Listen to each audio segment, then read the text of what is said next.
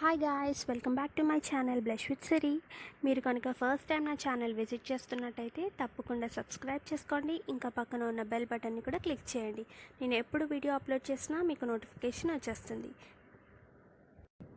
ఈరోజు వీడియోలో నేను కోకోనట్ రైస్ ఇంట్లోనే ఉండి ఈజీగా ఎలా ప్రిపేర్ చేసుకోవాలో చూపిస్తున్నాను. దీన్ని కడాయి పన్నీర్తో కనుక సర్వ్ చేసుకుని తింటే చాలా టేస్టీగా ఉంటుంది. స్టార్ట్ చేసేద్దామా? Let's get started. Coconut rice prepare చేసుకోవడానికి మనకి కొబ్బరి పాలు కావాలి. సో ఆ కోకోనట్ మిల్క్ ఇన్స్టెంట్గా మార్కెట్లో దొరుకుతుంది, లేదు అంటే ఇంట్లోనే మనం ఈజీగానే ప్రిపేర్ చేసుకోవచ్చు. దానికోసం ముందుగా కొబ్బరికాయ ముక్కల్ని ఇలా చిన్న చిన్న ముక్కలుగా కట్ చేసి మిక్సర్ గ్రైండర్లో వేసి పేస్ట్ చేయండి. ఆ పేస్ట్ని ఇలా స్ట్రైనర్లో వేసి కొబ్బరి పాలని సపరేట్ చేసుకోవచ్చు. సో నేను చూపిస్తున్న విధంగా ఇలాగా మీరు కూడా చేసుకుంటే మీకు చాలా ఈజీగా కొబ్బరి పాలు అన్నవి ఇంట్లోనే ప్రిపేర్. 3 కోకోనట్స్ యూస్ చేసినప్పుడు మనకి 3 గ్లాసెస్ ఆఫ్ మిల్క్ అన్నది వస్తుంది, కోకోనట్ మిల్క్ వస్తుంది.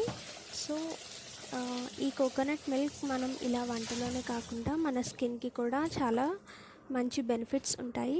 నేను ఆల్రెడీ మన ఛానల్లో ఆ వీడియో కూడా అప్లోడ్ చేశాను కోకోనట్. సో మీకు కనుక ఇంట్రెస్ట్ ఉంటే వెళ్ళి ఒకసారి ఆ వీడియో కూడా చెక్. నేను ఈ వీడియో పైన ఇంకా కిందన డిస్క్రిప్షన్ బాక్స్లో కూడా లింక్ ఇస్తాను. ఇంట్రెస్ట్ ఉన్న వాళ్ళు వెళ్ళి ఒకసారి ఆ వీడియోని కూడా చెక్ చేయండి. ఇలా మనం సపరేట్ చేసుకున్న తర్వాత కొబ్బరి పాలు రెడీ అయిపోయినట్టే. ఇప్పుడు స్టవ్ ఆన్ చేసుకొని కుక్కర్ పెట్టుకోండి. దీన్ని కొంచెం బాగా వేడయ్యేంత వరకు మనం వెయిట్ చేయాలి. సో ఇది రెగ్యులర్ రైస్లా కాకుండా చాలా టేస్టీగా ఉంటుంది. మనం ఎప్పుడు చేసుకునే బిర్యానీ, ఇంకా veg biryani, different types of rices ఉంటాయి కదా, అలానే దీని టేస్ట్ కూడా ఒకసారి మీరు టేస్ట్ చేసి చూడండి. ఒకసారి తిన్నారంటే మళ్ళీ మళ్ళీ చేసుకుంటూనే ఉంటారు, అంత బాగుంటుంది. సో దానిలో నేను ఒక 3 table spoons of ghee and 2 table spoons of oil వేసుకుంటున్నాను. రెగ్యులర్గా మన ఇంట్లో వాడే ఆయిలే వేస్తున్నాను. ఆయిల్ బాగా హీట్ అయ్యేంత వరకు వెయిట్ చేయాలి. అయిపోయిన తర్వాత దానిలో 1 కానీ 2 కానీ ఆనియన్స్, ఇంకా 2 పచ్చిమిరపకాయలు, 3 లవంగాలు, ఒక దాల్చిన చెక్క, ఒక బిర్యానీ ఆకు అండ్ ఒక పువ్వు వేసి ఇది కూడా బాగా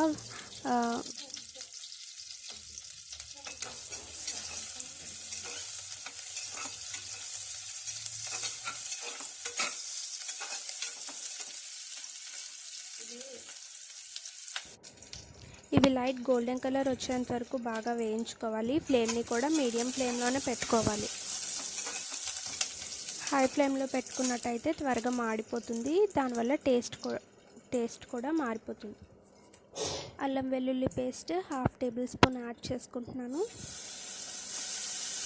ఒకసారి వేసిన తర్వాత బాగా మళ్ళీ కలుపుకోవాలి.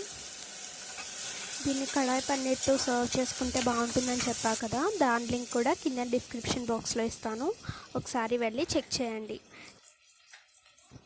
ఇంకా చిటికెడు పసుపు కూడా దీనిలో యాడ్ చేసుకుంటున్నాను. ఇలా వేయించుకునేటప్పుడు కిందన అడుగు పట్టుకుంటా మధ్య మధ్యలో బాగా కలుపుకుంటూ ఉండాలి. మనం మీడియం ఫ్లేమ్లోనే వేయించుకోవాలి. హై ఫ్లేమ్లో కనుక పెట్టినట్టయితే మొత్తం ఆనియన్స్ అన్నీ కూడా మాడిపోతాయి.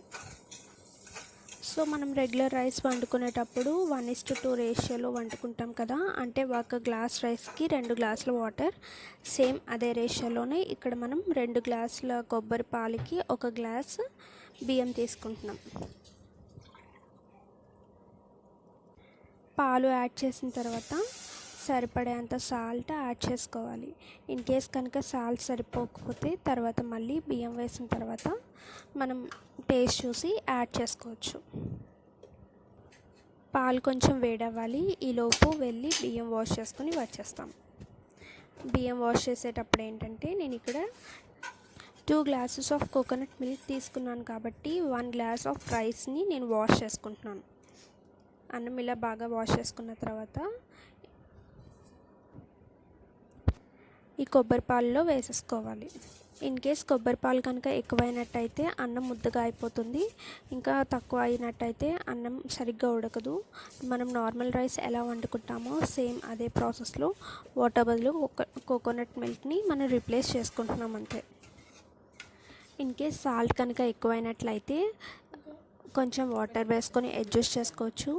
అండ్ సాల్ట్ కనుక తక్కువైనట్టు అనిపిస్తే కొంచెం యాడ్ చేసుకోవచ్చు. అండ్ అడ్జస్ట్ చేసుకున్న తర్వాత ఒకసారి ఇలా గరిటె పెట్టుకుని బాగా కలిపేసుకోవాలి. మనం వాటర్ యాడ్ చేస్తున్నప్పుడు మరీ ఎక్కువగా కాకుండా కొంచెం వాటరే యాడ్ చేసుకోవాలి. ఆల్రెడీ మిల్క్ యాడ్ చేసాం కదా, సో వాటర్ ఎక్కువైతే అన్నం ముద్దగా అయిపోతుంది. ఇప్పుడు ఒకసారి గరిటె పెట్టుకుని అంతా కలిపేసుకొని కుక్కర్కి క్యాప్ పెట్టుకొని విజిల్ పెట్టేసుకోండి. ఫైనల్గా కుక్కర్కి విజిల్ పెట్టేసుకొని మూత పెట్టేసుకోండి. 3 విజిల్లు వచ్చేంత వరకు వెయిట్ చేసి తర్వాత సర్వింగ్ చేసుకోండి. ఎంతో టేస్టీగా ఉండే కోకోనట్ రైస్ ఇంట్లో చాలా ఈజీగా ప్రిపేర్ చేసుకోవచ్చు.